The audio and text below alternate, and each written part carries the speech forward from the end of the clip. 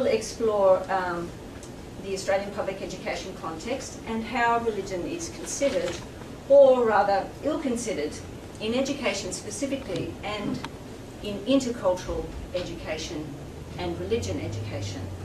Because it is poorly managed and purposely avoided in public debates and policy discussions, I refer to religion as the elephant in the Asia-focused Australian schoolroom. In 2008, Australia began developing a national curriculum. ACARA, the federal authority, identified cross-curriculum priorities, including Asia and Australia's engagement with Asia. The authority regards intercultural and ethical understanding as key general capabilities. In 2012, the authority's own assessment identified significant weaknesses and gaps in the ability of the new curriculum to develop intercultural understanding and ethical behaviour. In 2012, the new Civics and Citizenship course, designed partly to address this gap, allocated only 20 hours a year for a religion component. So, despite aiming for Asia literacy and despite identified gaps for intercultural competence, Australia has minimised religion in the new curriculum, does not have a studies of religion subject, although some states offer 1 unit in grade 3 social science, and the senior studies of religion elective is rarely offered by public schools. Instead, Australia prioritises segregated religious instruction. ACARA's chief executive ruled out religion as a subject and warned against removing segregated faith-based instruction, saying public education should not be made entirely secular. Without evidence, he raised the fear that parents might opt out of the public system if RI was replaced with study of religions. Now, I should clarify, what is Australian RI, what does secular mean in the Australian context, and what are public school parents actually afraid of? First, it's important to differentiate RI from RE. Now, we might be covering some old ground for all of you people here who have studied this for some time, but it's important to revisit terms. Instruction and education have been debated for some time. The difference is one of ideological intent, to either maintain society or to question and rebuild society. These terms, when used to describe religion, have been confused. However, internationally, they generally follow Grimmett and Hole's learning into a religion instruction or learning about many religions education. Religious instruction is usually segregated, faith-forming, teaching into a single tradition. It excludes non-religious perspectives and has a normative, theological basis. It asks, what should I believe? RE, religious or religions education, learning about, is referred to as RE, SOR, ethics and beliefs, and various other labels. This usually includes non-religious perspectives, has a non-normative basis, and asks, what is religion? More recently, learning from religion involves reflecting on meaning and purpose. It relates to ethics and social justice. It has a philosophical basis, asking, what does it all mean and how can it be applied? The secular principle is important for public education, and we ought to clarify what it means. In education, the secular principle supports an active role for the state to ensure diversity, to ensure that one religious voice does not dominate. It calls for education to be state-designed and delivered, non-doctrinal, inclusive and equitable. It calls for accountability. To be of the times in a globalising era, secular education aims at global belonging, global citizenship. It engages with religion not in private, but in public, not in special classes, but in standard curriculum. So we can reclaim secularist for secularism and leave laïcité to the French. In fact, prior to the French ferry laws of 1881 and the Goblet Law of 1886, Australia led the secular charge, the first nation to have secular education in Victoria, 1872. The architect of this, George Higginbotham, a newspaper editor and Member of Parliament, chaired the 1866 Victorian Royal Commission on Education.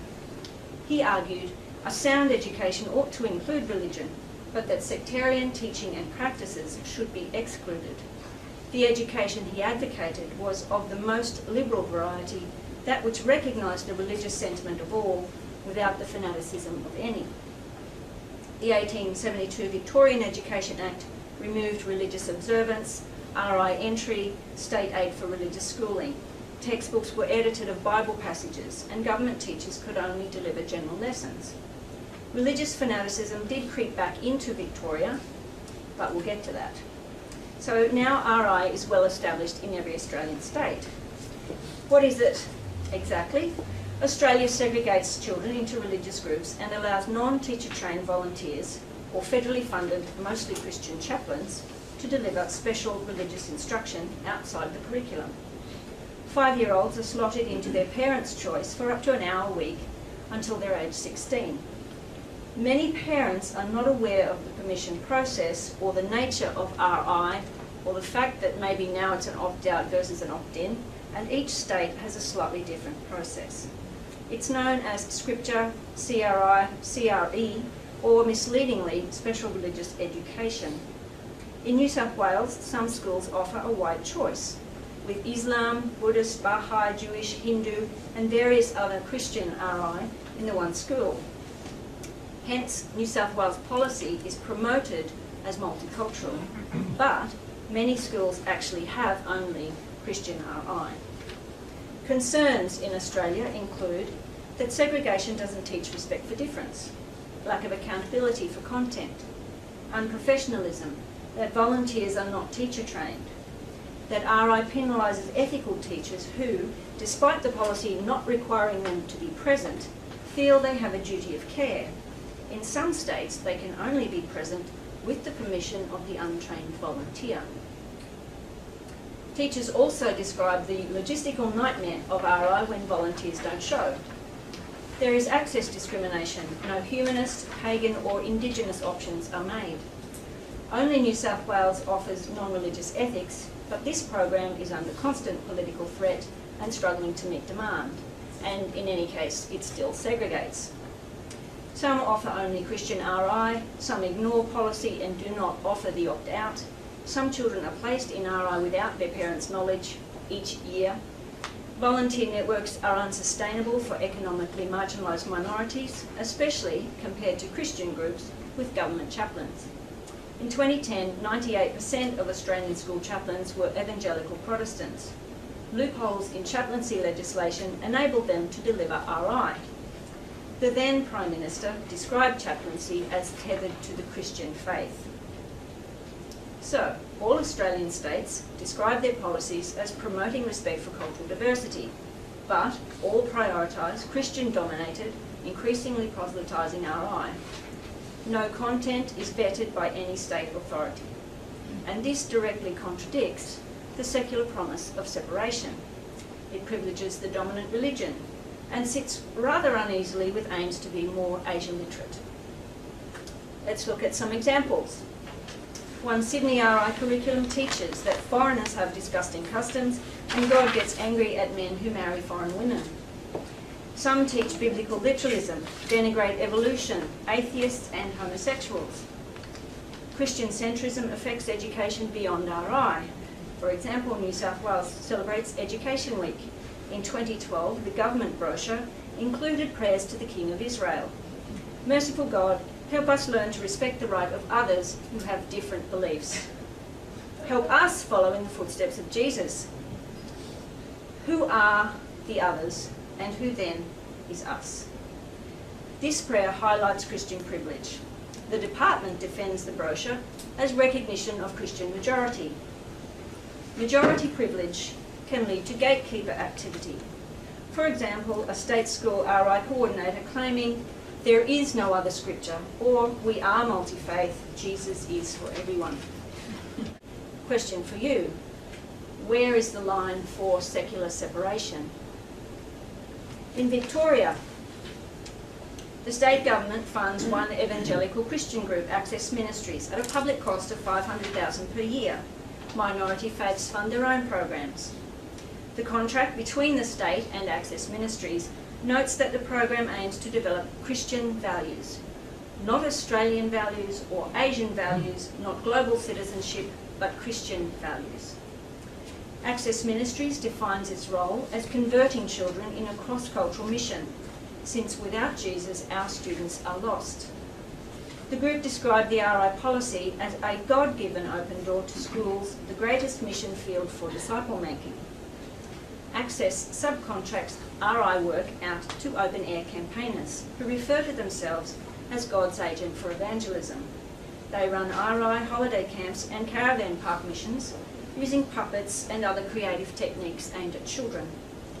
OAC is an international organisation dedicated to proclaiming the gospel of Jesus, especially to those outside the church.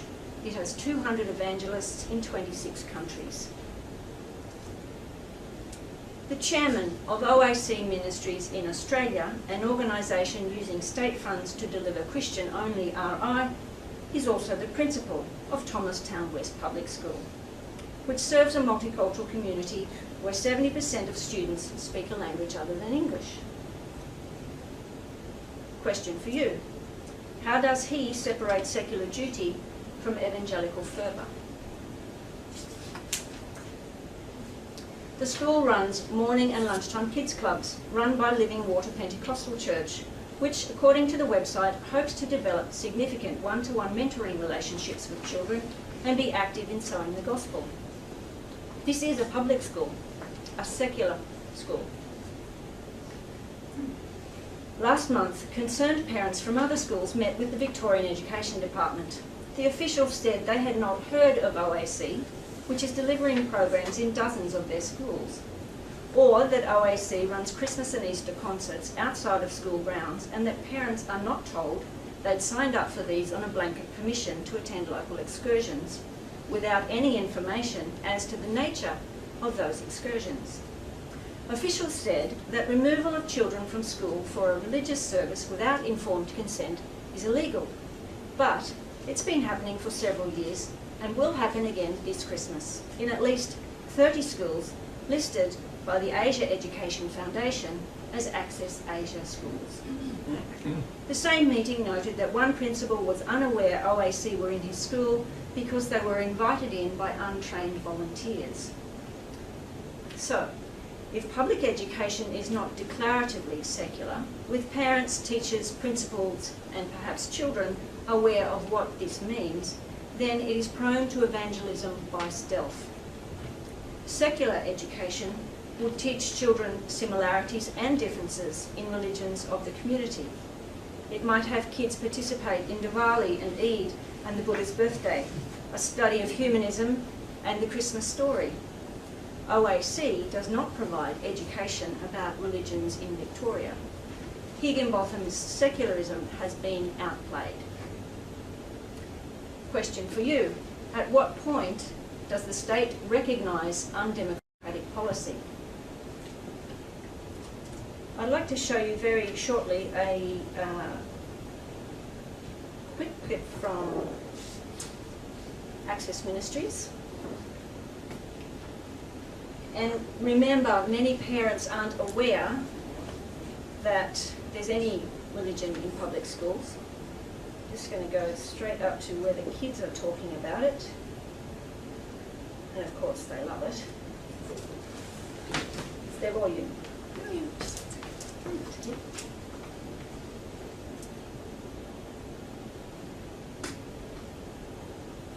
And you'll notice that the title of this is CRE, using education.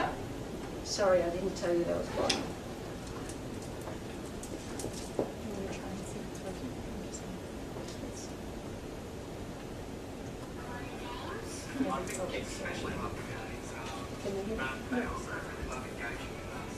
On some worksheets, we have a book that has lots of activities. We get to sing songs. My favourite song is Jesus is the King. My Jesus is those located some Bible at the end of the year. The best thing about CRE is all the activities we did last year. Simpsons is probably a typical show of what they get their impression of what God is like. God is a distant being, not interested in them. You see their eyes light up. It's like, wow, I've never heard of this Jesus before. And it's totally changed their world. My own RE teacher has made an impact on my life, and I would like to do the same as she has. They're just so beautiful the way they they want to know more. And they discover something about God that they've never realised before. That Jesus was friend.